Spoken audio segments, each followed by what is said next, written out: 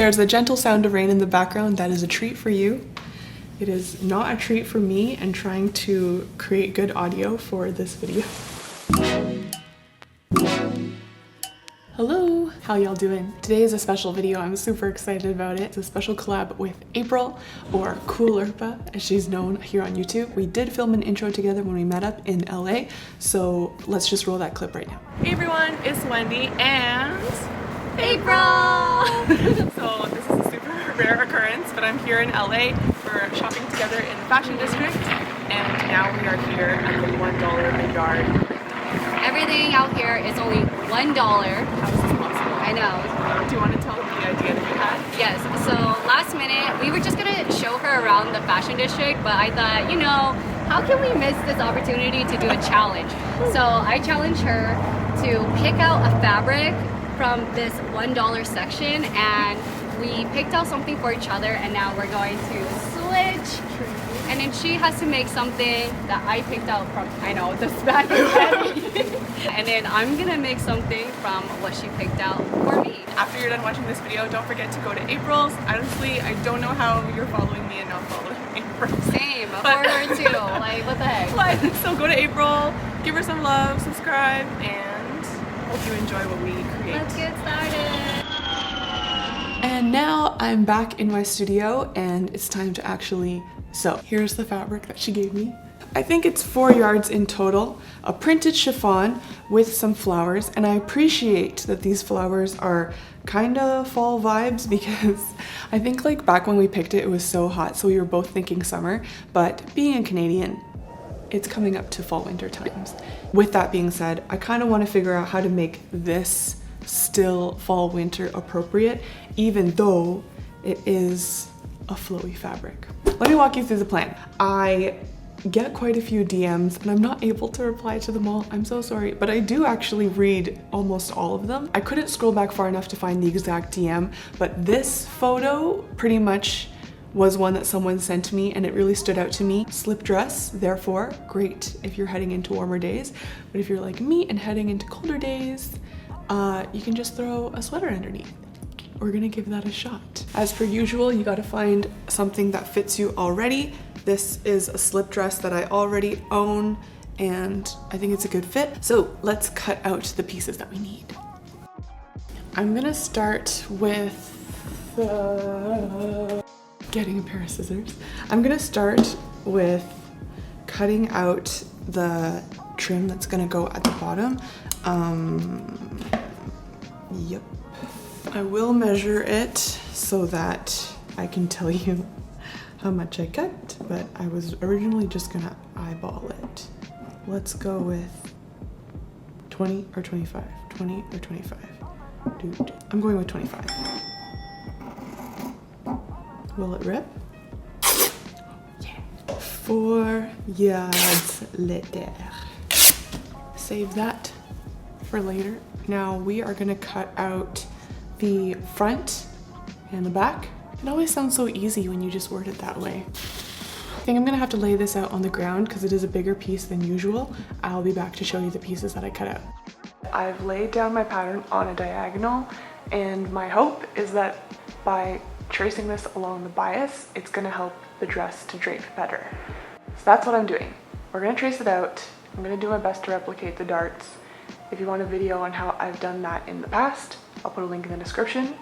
With the darts, we're trying to suck up 2 inches in here, so we're starting at 8 going to 6. I'm gonna use a paper technique that I've done in the past. This has served me well in other projects, so I'm gonna try to enjoy its success again. But basically, here's where that dart is beginning. Here's where the dart is ending. I'll connect these two. We want to suck away 2 inches of material. So I'm gonna measure 2 inches down. And then with that point, we're gonna line this up again. I'm gonna label this bottom, top, cut it out. That way I can use this here as a guide, but I can also use it on the other side.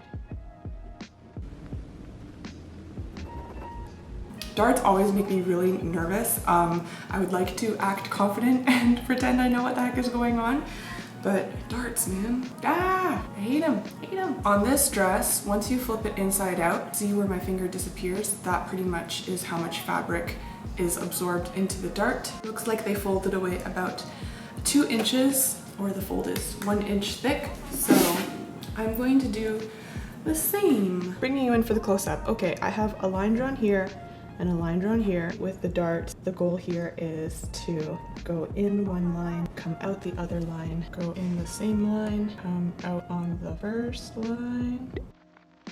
So we go in and out with the pins, and that brings the 2 sides together along the line that we drew. So here with the straight stitch, and then retrim the sides so that it's all smooth again.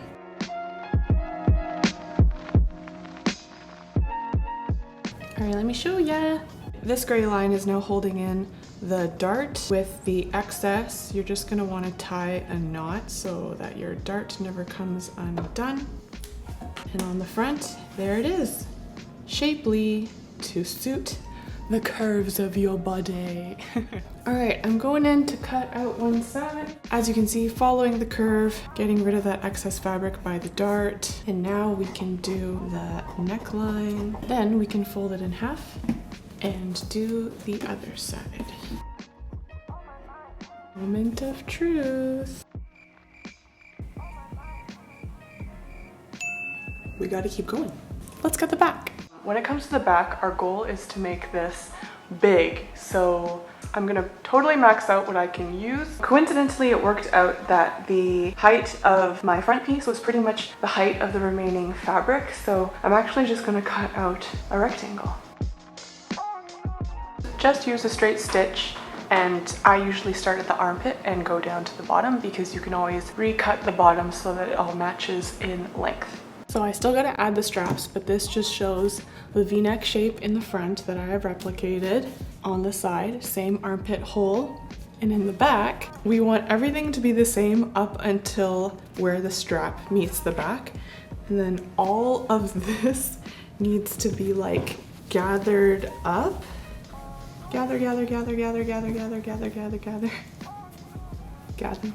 To be back here, obviously in a much nicer way than this, so that when it moves, it has this much room to billow out, but then it still fits just like the original. So 2 parallel straight stitches on the biggest stitch length you have.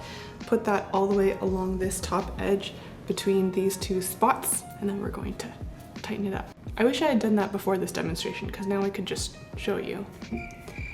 Okay, well anyways, you get the idea. All right, so on one side, I'm gonna tie the 2 strings together on the outside of the dress.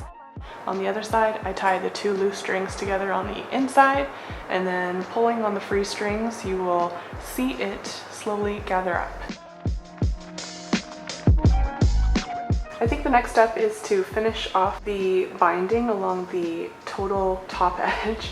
So I'm just cutting out these strips on an angle, that way they'll be nice and flexible because they're cut along the bias of the fabric. And I'm going to sew them together to make one long strip, which I'm going to use to seal off the top. So let me just show you how I'm going to sew it on.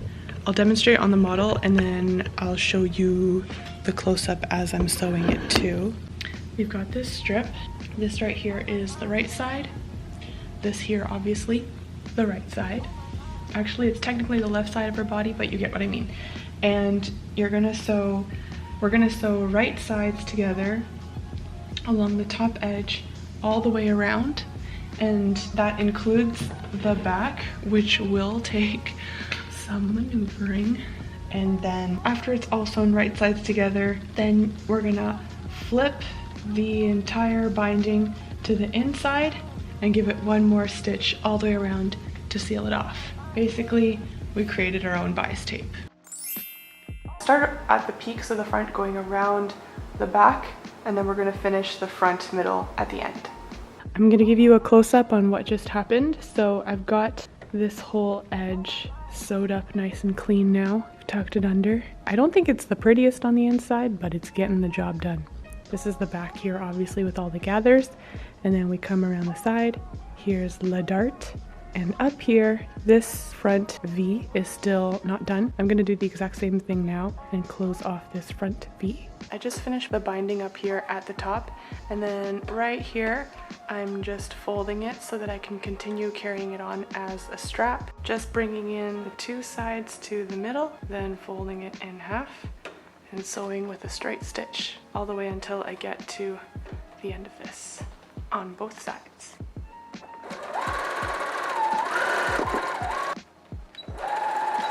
A little tip if you want the front to have a little bit more finesse. So normally with stitching, you start with going forwards, backwards, forwards. Whenever it's like something super visible, I just come back to the raw string, pull on the back one a little bit so that it eases out the loop. Basically trying to bring both of the strings to the inside of the outfit where they won't be seen. Bring the threads to the inside, tie them off with a little knot, and then that way you have a really clean start and end. So I think the way this got sewn, I kind of made the front neckline of the dress a little rounded, and so the last thing I'm gonna do is bring the two shoulder points right sides together, grab this center part and just do like a tiny little straight stitch right here, which will help to pinch it into the V shape.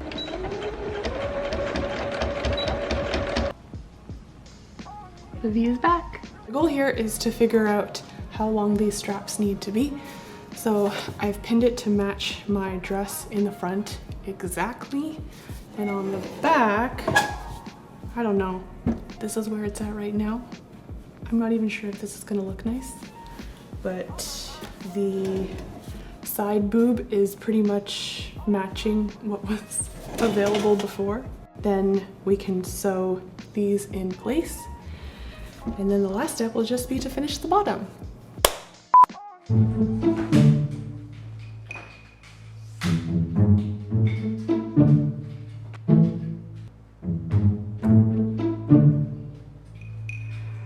My place is messy because we're leaving for a trip soon. Always good to try it on one more time before you sew the straps on, but then also terrifying to try on because I don't want to get stabbed by pins. Don't stab me. Don't stab me. Don't stab me. Don't stab me. Here's the front. Definitely billowy. And the back. Actually, wait, excuse me. Whoa, I do not mind this. All right. I'm cool with where the straps are. Gonna sew them in right here. Now that everything's on, this is the right time to assess how long it actually is. Do not do anything to the length of a dress until it's the end, until it's on your shoulders. I speak from experience. So I'm gonna back up to show you how long this dress is. The goal is that it's, you know, it's maxi length, but then I still wanted to add that one last frill at the bottom. So I think right now it's already maxi length slash maybe too long. So I just gotta cut that back. I will show you. Oh no!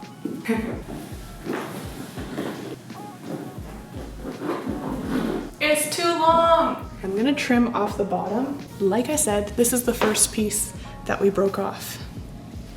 And since I want the bottom to be as big and bad as possible, I'm actually just gonna trim the current bottom to be the same height as that piece that I cut off in the beginning, and that way the two of them can be joined together to make the ultimate big finish.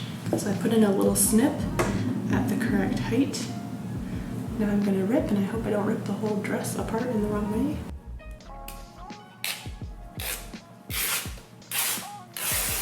Snip my way through the side seam and keep going. Oh wait, shoot. Oh, good thing. Okay, I can't. You cannot keep ripping, because remember, we cut the front on the bias. That would have been a big mistake.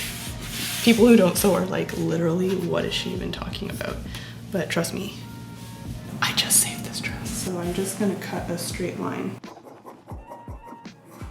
Alrighty. I'm gonna cut this free at the side seam.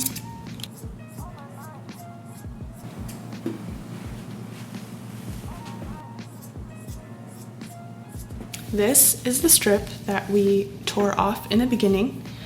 This is the strip that I just tore off of the dress. They need to be joined together to form one gigantic loop. So right sides together, throw down a straight stitch, sew it into a circle. Also do your best to make sure the pattern is still going in the correct direction. Also, this fabric is copyright protected. Hopefully that does not cause this video to be demonetized. Yes. I have made a very large loop, so it is definitely enough fabric, and we're just gonna sew it right sides together to the bottom of the dress. I make it sound easy because I have to. It helps me to not get stressed.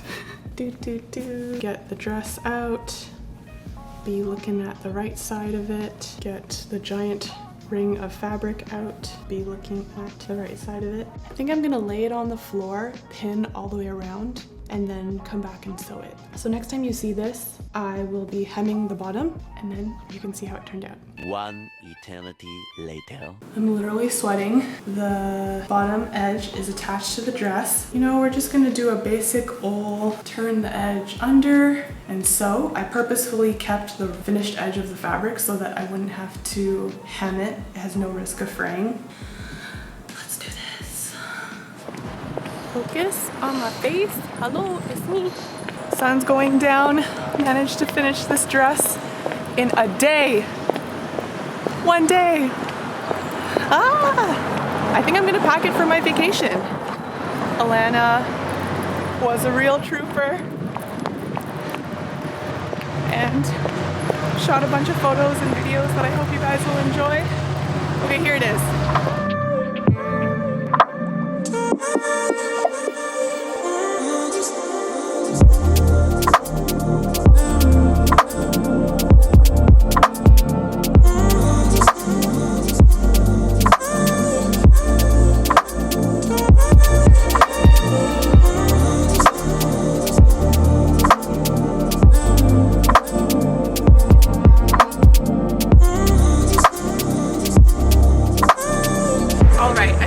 Really enjoyed the outcome of what I was able to make with the fabric April gave me. If you want to see what I gave April to work with, go over to her channel, subscribe, give her some love. Coolirpa